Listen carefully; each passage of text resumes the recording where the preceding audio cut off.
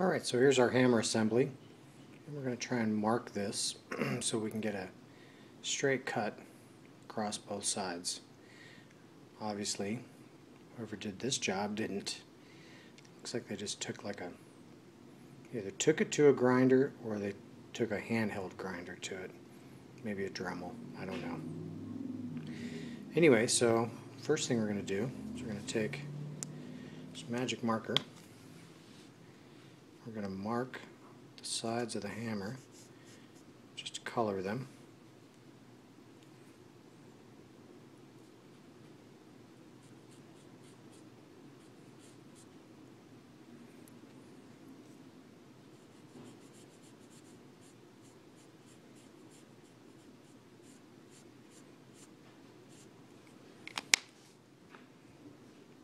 And we're going to let that dry. Doesn't take very long. Okay, then we're going to take something that has the radius we want. I have this old metal tin that has gas checks in it. And you know what, I could take a measurement of this and tell you what the diameter is.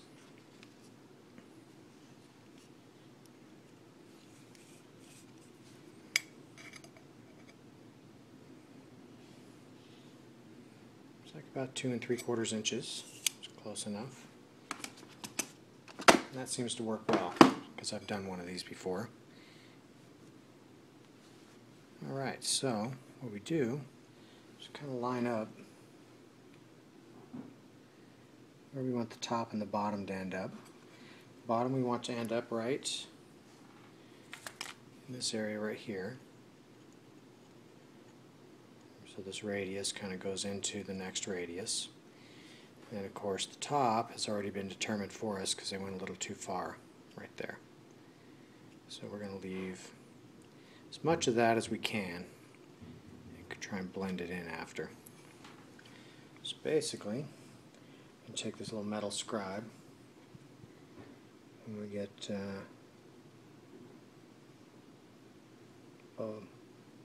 about where we want it. We'll put a little mark.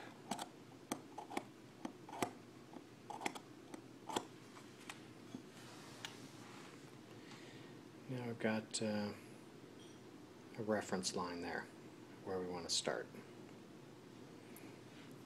Okay, we'll do the same thing over on this side.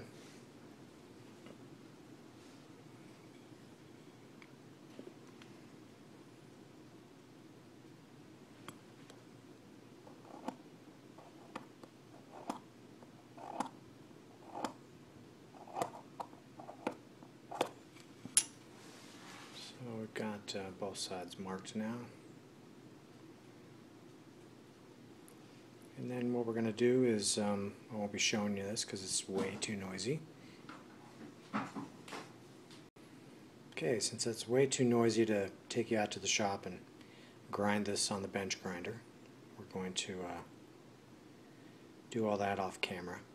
Then when we get back, we'll do some more work inside here, inside the house. Thanks. Alright, took this thing to the bench grinder. And you can see I nicked it a couple times right there, unfortunately. I think next time I'll better protect that area. Put some masking tape or duct tape or something on there to kind of protect it. Because all this is kind of freehand. After I got the initial grind done, I chucked it up with a rag in a vise like this. And then I took just an old sharpening stone that I have that's broken to back up some 400 cloth, abrasive cloth, and just kind of worked back and forth on that until I got a nice smooth finish on it. I've got some more sandpaper here that it's a little finer. Probably put a final polish or a final run on that, and then we'll have to clean all this off the sides, break the edge because you're going to have a pretty sharp edge right there. And then we might put some cold blue on that after we get it to a final polish. We'll have to see how that goes. So, let's see, I don't know if I can do this without it being in a vise, but we'll try.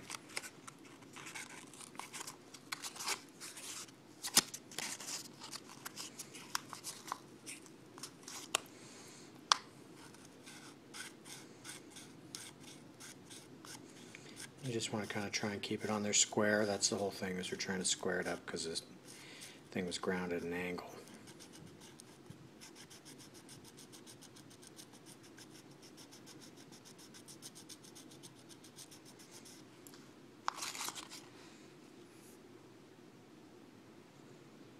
Yeah, it's getting pretty close to where I think I might call it good.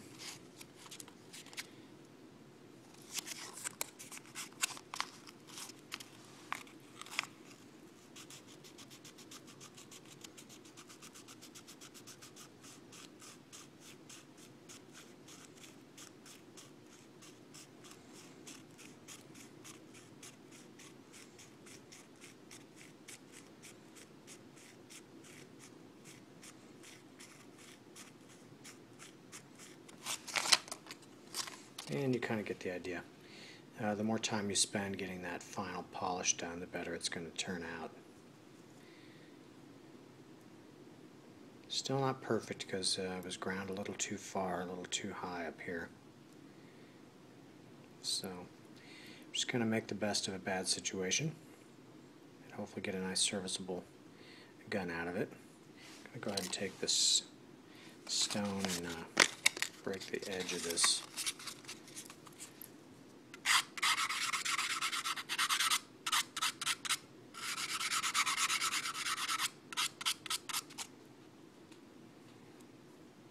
That's a lot better.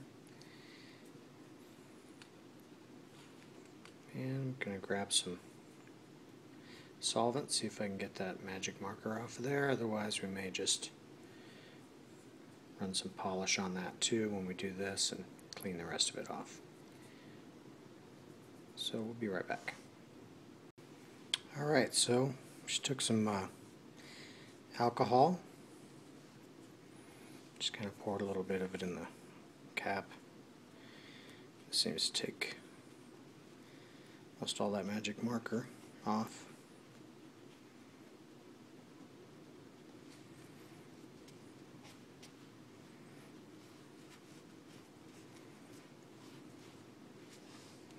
It's nice and clean. Still giving us that factory finish. We didn't have to go after that with any type of abrasive and mess that up. So, not that it's a factory original hammer anymore, but that's just me. Alright, so now I'm going to take some Flitz metal polish, a little bit on the old t-shirt here. See if I can't get a little bit of polish on that.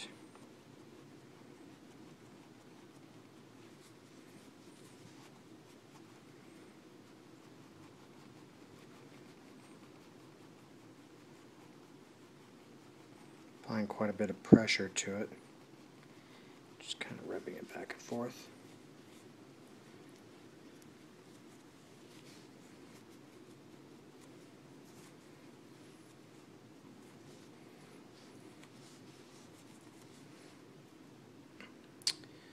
And I think that's going to do. There's still some fine scratches in there. We could probably have taken our time and gone up to 1,000, 2,000 grit. Just worked our way up until we got that nice and smooth. But you can see that's a vast improvement over what we were working with before. So that's kind of a quick way to cut your hammer down if you ever run into a problem with one that's broken, or you just want to take it down to make it easier for a carry weapon. And there we go.